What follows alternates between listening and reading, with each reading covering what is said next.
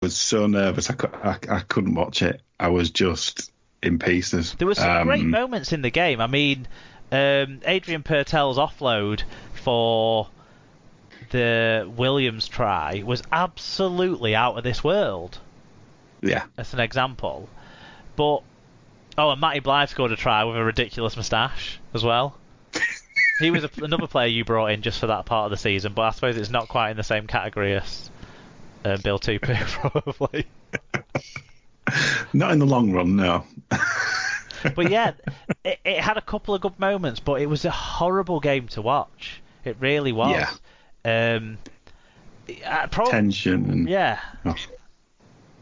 And it wasn't... The performances weren't great either. And it kind of all hinged, though, on that Danny Addy kick. Yeah.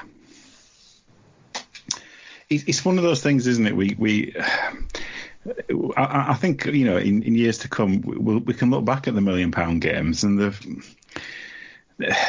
been a mixed bag, haven't they? Let's be frank. They've had some interesting results, but it's just traumatic. It's just traumatic to watch this one back. So yeah, the least I think about it, the better. Do you agree on that concept with £1 million games, Tom? I've never been involved, but I've no memory of them. I think they're fantastic. Good man. Yeah, weirdly, the one that everyone will remember most fondly is the one that had no tries in it. Because it felt like there was less negativity surrounding that game, because it was a genuine promotion battle between Toronto and London. Yeah. So that one would have been experienced differently, I suppose, to the rest of them. Tom and Paige, you guys have had a little bit of furlough leave. You've not been on the show to tell us about what games you've been watching yet. So in the last few weeks, what games have you been catching up on? Has there been any particular games, or maybe highlights that you've been trying to watch, or that sort of stuff? We've not watched too many. We seem to have an aversion to putting our sides on the telly at the minute, but Paige subjected me to a Good Friday highlight montage of all times Leslie have battered us on Good Friday. That was a beautiful afternoon. Yeah, but then I had to sit and listen to you watching them on your phone, because he tends to watch a lot of Rovers reruns, especially go on Hodgson. I'm sick of hearing that on loop. Well, you got that again coming this weekend, I think. So. Yeah, it's already put it on record that we're getting deleted. Have there been any games that you've been able to both watch? I mean, have you watched any of the retro throwback games, maybe like the first Super League game, or anything like that? Any of the games that haven't involved your sides?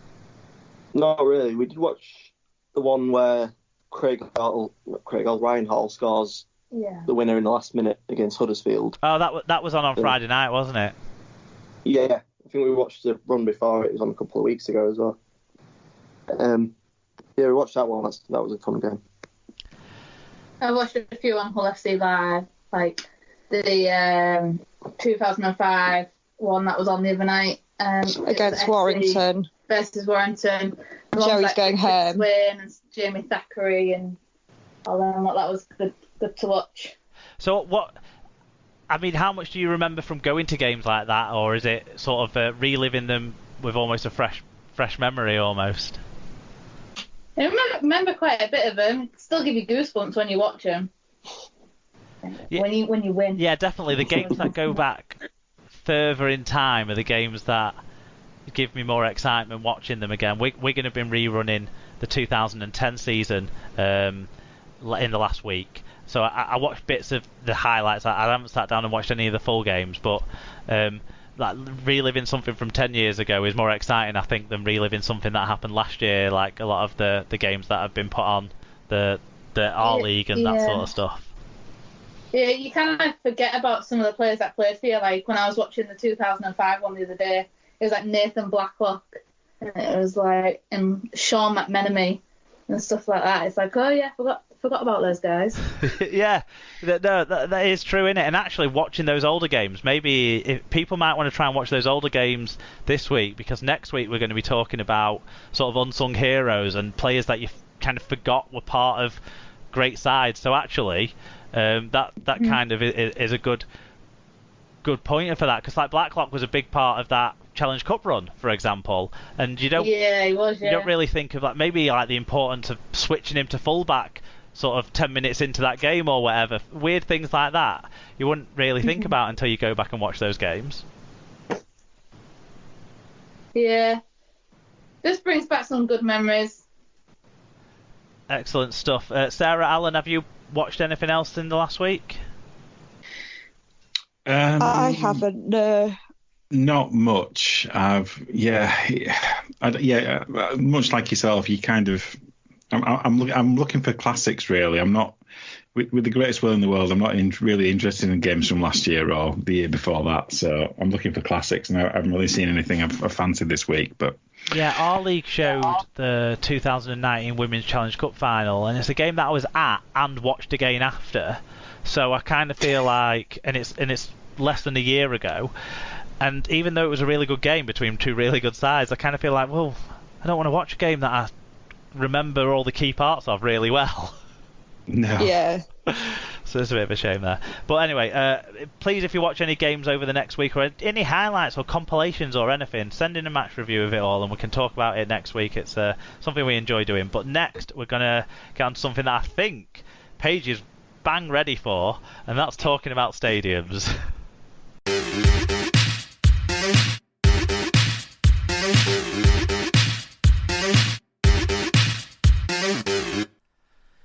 Hey everyone, it's Mark here. I'm just editing this in after we've recorded the show because I noticed doing the edit that the sound starts to get a little bit strange from this point onwards. I'm not really sure what happened. It's too late for us to do anything about it. I hope it doesn't upset your enjoyment of it too much. It's basically, I'm going to be a little bit ahead of the rest of the people, I think, here, and maybe Alan and Sarah might be a little bit jumpy as well at times. So sorry about that, and I hope it doesn't spoil your enjoyment too much.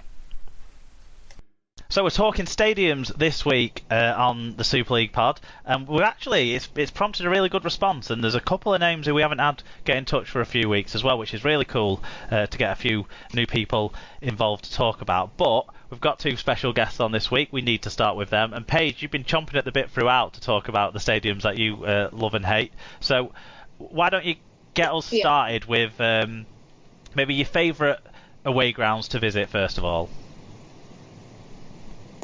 First one, got to be Castleford. Not for the facilities, because they're shocking. Does he have any? But just for like the general atmosphere. There's a chip van at the top of the stand, isn't they? Like really. But definitely for atmosphere, it's got to be Cass. Is it that sort of closeness to the pitch kind of feeling as well, isn't it? Yeah, definitely. I think it's just somewhere where like it's a lot of favourite Hull FC fans place to go. Always good. yeah, with a cider or something in the sun. What about the opposite side, the other side of that coin? What are your least favourite grounds to go and visit? I'd probably say Wakefield because it's just terrible. I mean, like Park and like God knows where, somebody's house, front of somebody's house. And then I'd probably say Bradford is my next worst. I cannot stand that ground. Sorry to offend anybody. No, it's strong views are what we want about stadiums. It really gets people going. It's good. What is it particularly about Odsal that you don't like then? It always rains when I go there. Wettest I've ever got at a game was at Odsal. And you're a million miles away from the pitch as well, aren't you? Yeah, it's just like a big hole. It's a big hole in the ground, basically. Wasn't it a rubbish tip at some point? And it's far away too. Still is. Yes, it was. Yeah. Yes. I can't deny it. What's the best stadium you've ever watched a game at? Then I suppose is the final one to round it out. The kind of three things we were asking the listeners to get in touch with. Probably. I don't know actually. Probably Wembley. It holds some special memories for two very reasons. So, where do you rate the KCOM in that sort of conversation? And how much? At the minute, How much do you remember of the Boulevard, obviously, because you'll have been quite fairly young when the Boulevard shut its doors? Yeah. My nana used to live not too far from the Boulevard, like going with my dad and my uncle and like walking across the Blue Bridge to get there. Like the first match that I fully remember, I can't remember the player's name, where he stuffed the ball with his shirt and scored a try. Can't remember his name now. Was it Lee Jackson? Can't remember. Because didn't he do that in a game? Yeah. No, he did it. Yeah. He did it away at Leeds. That sort of move, though. And Gary Devotti did it away at Dewsbury in 1997 as well. Ah. But yeah, the Boulevard was good. Had a proper good atmosphere. Remember changing ends at half time. Yeah. Yeah, that's something you definitely can't do at the Cape. And the blow up men. Well, half the time the other end didn't open. Yeah. And so how do you think of the KCOM in comparison, I suppose? I just think it's too big for what we need. I think recently, because obviously our performances haven't been that great, the atmosphere is just like sometimes you can hear a pin drop stadium. It's just not the best for what we need, I don't think. Yeah, fair. There's definitely something. Fair, definitely. Tom, what about yourself? Sort of same questions, I suppose. Where do you like going to the most, first of all? I'll go a bit left field with this one. I quite like going to Lee Sports Village. Is this just like wishful thinking for next time you get relegated? Oh, at least I get to go to Lee. It was a positive that season. I went twice. Yeah, it's just good. It's got a pub on the site, free parking, easy to get to, right size for what they need. Good times we went. Yeah, actually. Yeah, just good stadium. The only thing it's lacking, isn't it, is like trains, Lee. If you could get to it by train, it'd be a really good rugby league ground. And over for the away fans. No, it's got roofs on all the stands, yeah. The first time we went, it didn't. Okay.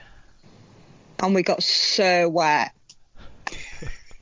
and I can't remember the last time. I know we went the other year when they were up. I couldn't remember it. Night. What about so Lee's your favourite? What other ones do you like going to? Like Paige said, Castleford. I always like that because you're right on top of all the action. There's always the funny moment after half time when Darryl Powell has got through all your fans and all the abuse. Ironically, I quite like going to the KCOM just because every time we go, it's the fourth biggest away crowd of the season. It's always. Yeah, it's the one time a year the place isn't too big. It's kind of a similar thing that I have as a Wigan fan with the Saints derbies, especially when they're at Easter. Yes, especially if it's like lunchtime kickoff and you can make a big full day of it. What about the worst then?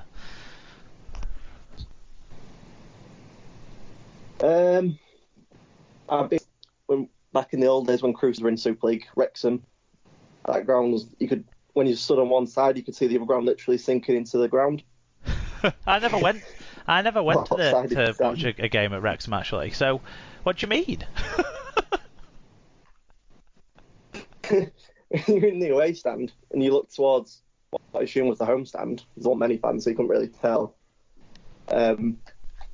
One side of it was a lot higher than the other, and there's all weeds growing into it, so it looked like it was just sinking into the ground. And so like the stand was actually overgrown? No way. Yeah, it was a bit of a mess. No, Wakefield, like Paige said. The big problem with Wakefield is, as an away fan, it doesn't really matter where you stand. You still can't see all the pitch. It's almost got like all the bad stuff that Castleford has without any of the good stuff that Castleford has, because at least Cash, you got like good viewing sight and kind of everyone kind of is close together sort of thing, whereas at Wakefield you feel like you're all really low down apart from that one stand behind the sticks and the flats at the other side. If you go in the seats you can't see any kick that goes up, and if you're stood then you're too shallow to see anything that's going on. Yeah, and everyone in the dugout